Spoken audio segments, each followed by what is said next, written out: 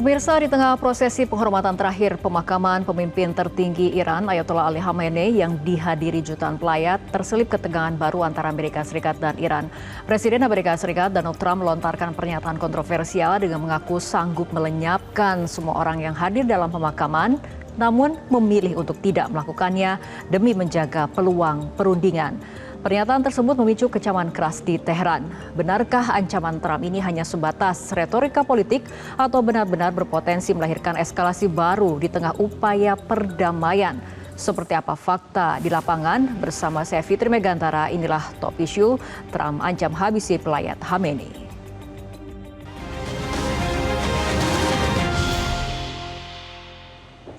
Dan untuk membahas topik untuk kali ini telah hadir di studio Metro TV mantan Dubes Republik Indonesia untuk Iran, Bapak Dian Wirenjurit, dan juga kita akan membahas bersama pakar hukum internasional Profesor Hikmahanto Juwana. Bapak-bapak, terima kasih telah hadir bersama kami di studio Metro TV. Dan juga pemirsa, kita akan berdiskusi melalui sambungan Zoom dengan kandidat Doktor Universitas Internasional Al-Mustafa Iran, Ismail Amin. Namun sebelum membahas lebih mendalam, kita akan simak terlebih dahulu informasi yang satu ini. Pemirsa, Iran memulai prosesi pemakaman mendiang pemimpin tertinggi Said Ayatollah Ali Khamenei hari ini. Peti jenazah Khamenei dan keluarganya diangkut dari ibu kota Teheran menggunakan mobil khusus dan diarak mengelilingi kota-kota di Iran dan Irak. خیلی دوست داشتم در مراسمات حسینیه مراسمات اسد آقا شرکت بکنم قسمت اون نشد و تنها روزی که تونستیم بیام پیش آقا این شکلی و آقا رو جان فدای ایران دیدیم و ته دلم امیدواریم امید دارم خوشحالم به حسین مجتبی خامنه‌ای عزیز این پرچم بدن. Dan pemirsa, untuk mengetahui bagaimana kondisi terkini di Iran, saya akan langsung berdiskusi bersama Ismail Amin. Ismail, sampai saat ini bagaimana kondisi dalam rangkaian prosesi pemakaman dari Ali Khamenei ini? Ya Mbak, sebagaimana yang telah diumumkan oleh pihak otoritas Iran, disebutkan bahwa prosesi pemakaman akan berakhir pada pukul 17.00 waktu setempat. Dan pada saat ini saya melakukan live Zoom itu pukul 17.30.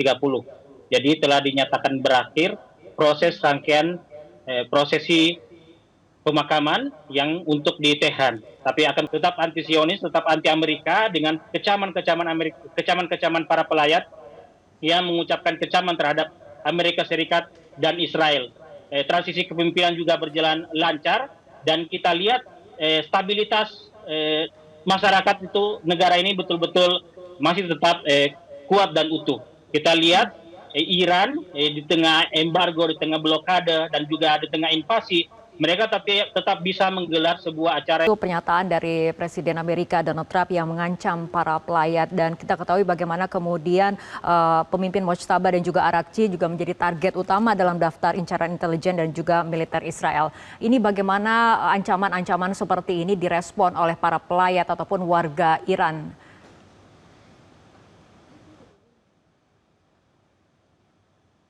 Ya, ancaman-ancaman serupa itu memang sudah sering dan kerap disampaikan oleh Donald Trump, dan tidak ada yang berubah dari rakyat Iran.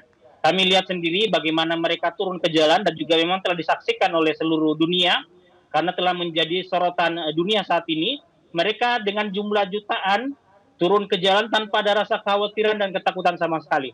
Justru ancaman dari Donald Trump ini semakin membuat mereka semakin semangat dan ingin menunjukkan kepada Donald Trump bahwa target mereka membunuh Ayatollah Ali Khamenei itu betul-betul tidak tercapai. Karena targetnya adalah mengganti rezim, merubah rezim, tapi rezim tetap bertahan. Mereka juga ingin memecah persatuan nasional Iran, tapi Iran sampai sekarang masih bisa menunjukkan bahwa persatuan nasional mereka masih kuat dan kokoh, dan juga stabilitas negara mereka masih tetap ada. Air gizi, basis, kepolisian, keamanan, itu dengan sigap siaga menjaga prosesi pemakaman ini berjalan dengan lancar. Dan alhamdulillah 3 hari selama prosesi pemakaman ini, pemberian penghormatan terakhir terhadap Ayatollah Sayyid Ali Khamenei, itu Iran memang diliburkan secara nasional. Dan tidak ada yang kemudian bisa dikatakan bahwa acara prosesi ini tercederai. belum ada laporan terkait jumlah ada korban jiwa dari desak-desakan yang terjadi dengan jumlah. Masih mengenai kehadiran dari Mojtaba dalam rangkaian prosesi pemakaman ini.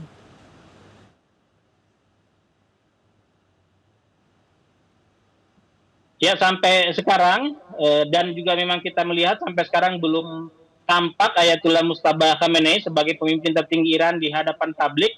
Namun ketika kami tanyakan langsung juga kepada masyarakat Iran bagaimana tanggapannya dengan ketidakhadiran Ayatullah Mujtaba Khamenei ini, mereka tidak mempersoalkan hal itu.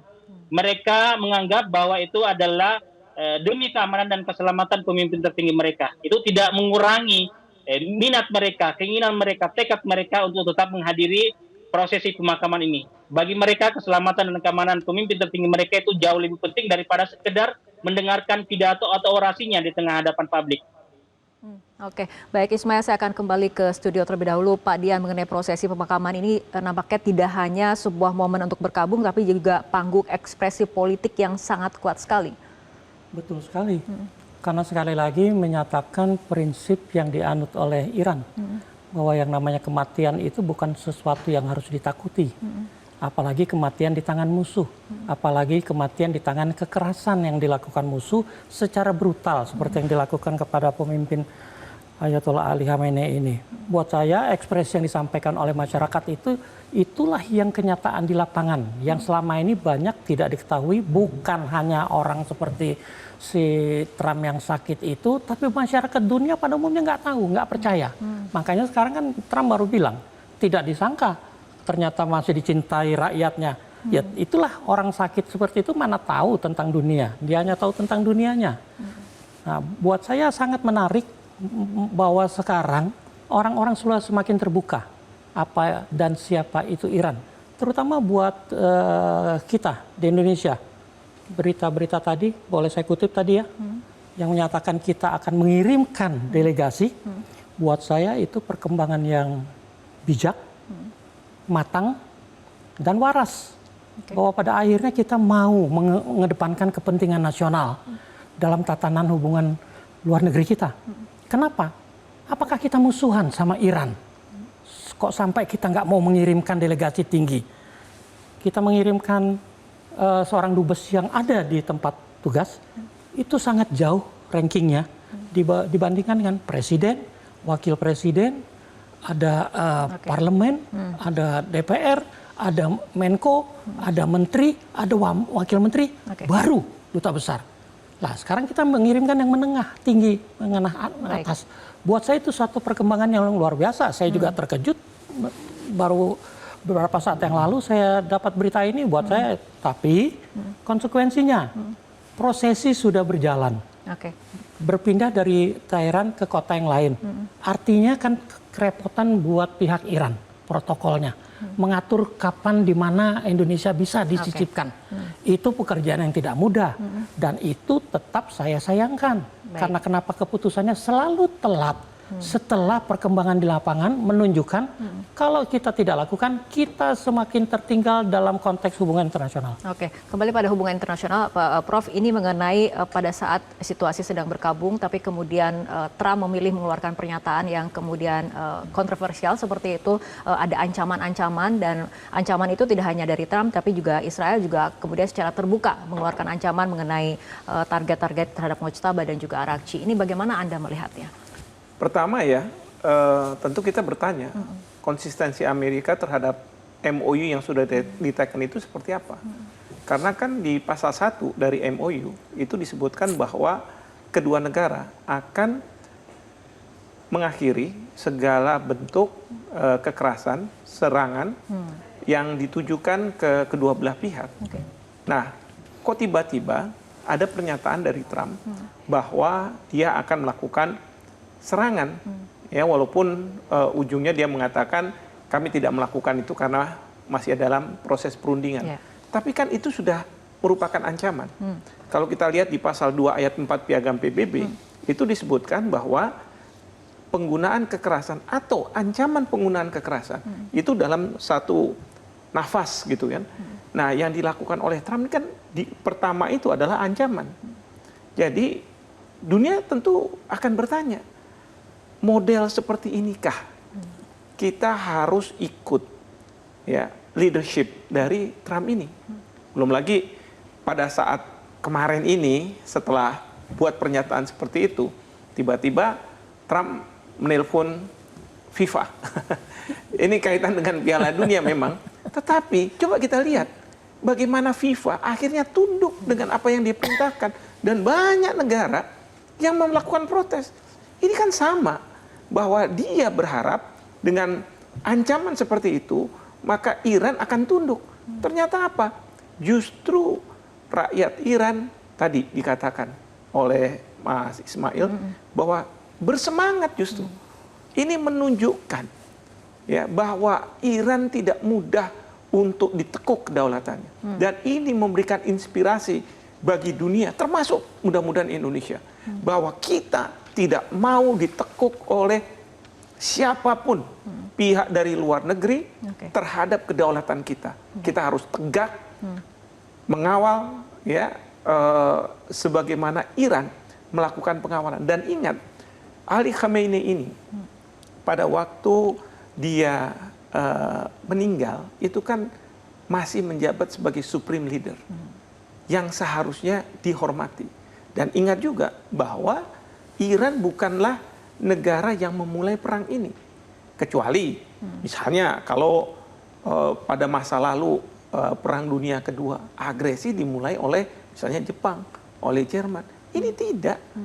Justru mereka melakukan yang disebut sebagai self defense. Ya, karena serangan yang menurut Israel, menurut Amerika Serikat bahwa ini justru self defense, tapi preemptive self defense. Ya, wajar. Dan ingat juga bahwa pada saat pemakaman ini kan banyak orang sipil. Menurut hukum perang, hukum humanitar internasional, serangan terhadap sipil tidak diperkenankan. Baik. Kembali pada rangkaian prosesi pemakaman itu sendiri, Pak Dian. Ini rangkaian prosesinya di Teheran 4 hingga 6 Juli, kemudian dilanjutkan ke Qom, ke Najaf, dan juga ke Karbala, Irak. Kemudian di tanggal 9 Juli akan ke Mashhad, seperti itu. Apa catatan Anda dari kota-kota yang dilewati untuk rangkaian prosesi pemakaman dari Khamenei ini? Terima kasih. Ke semua kota yang tadi disebut dan dimasukkan dalam jadwal untuk membawa jenazah Ali Khamenei berkeliling, mulai dari Teheran, Qom, dan Mashhad, itu 3 kota suci di Iran.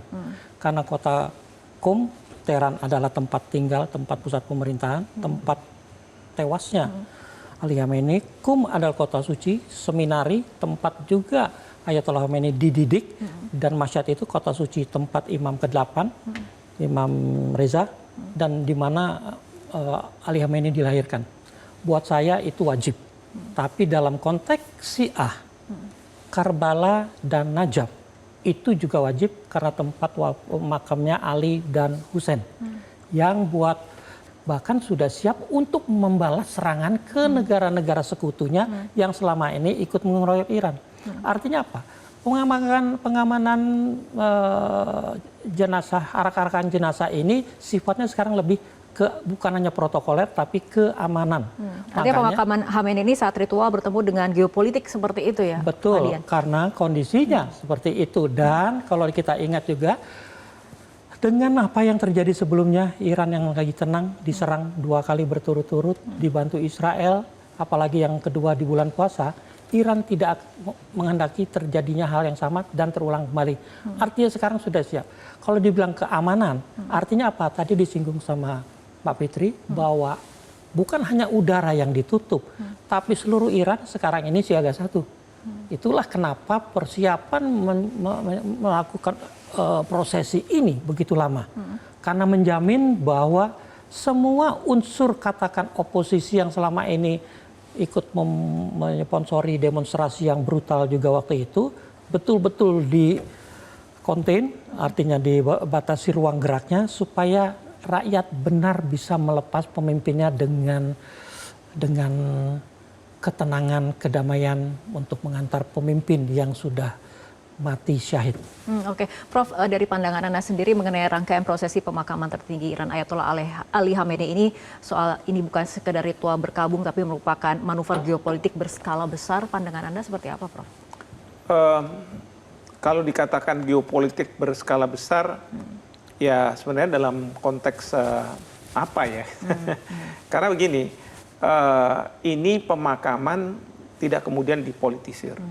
Ya, pemakaman ini kalau Trump melihat, tapi kemudian narasinya yang bergantung pada siapa yang menyampaikan.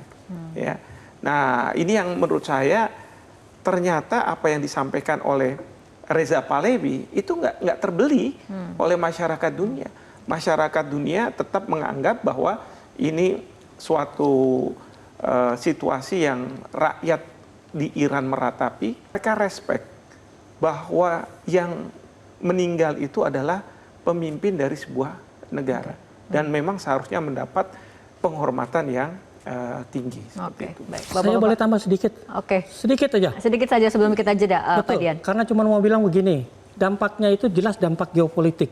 Karena ancaman Trump kalau dilakukan, yang katanya akan memusnahkan semua pelayat. Iya. Buat saya, mungkin mudah. Dia kerahkan bom nuklirnya, mungkin baru bisa tuh, musnah tuh rakyat. Tapi akibatnya apa? Semua negara di Timur Tengah yang membela pasti hancur lebur. Israel pasti hancur lebur. Dan kepentingan Amerika dimanapun di dunia pasti jadi sasaran. Dan apakah mau Trump mampu memikirkan sejauh itu? Saya kira orang seperti dia nggak nyampe otaknya. Oke, baik. Bapak-bapak, kita akan lanjutkan kembali perbincangan, tapi kita ikuti jeda berikut terlebih dahulu.